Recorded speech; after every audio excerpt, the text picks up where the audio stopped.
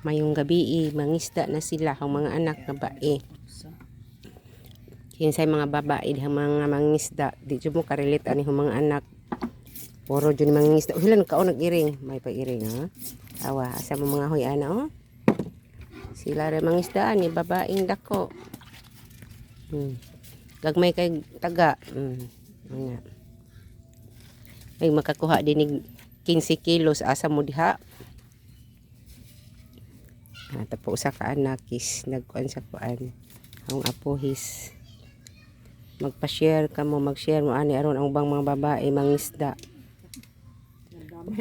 Oy, mga babaeng mga bidhan o di bidhan mangisda mo oy, di kay magsigir mo padako sa inyong lubot pangisda pod mo. Mangisda din kayo. Tingnan mo, naglagay siya ng isda para kakainin din sa isda.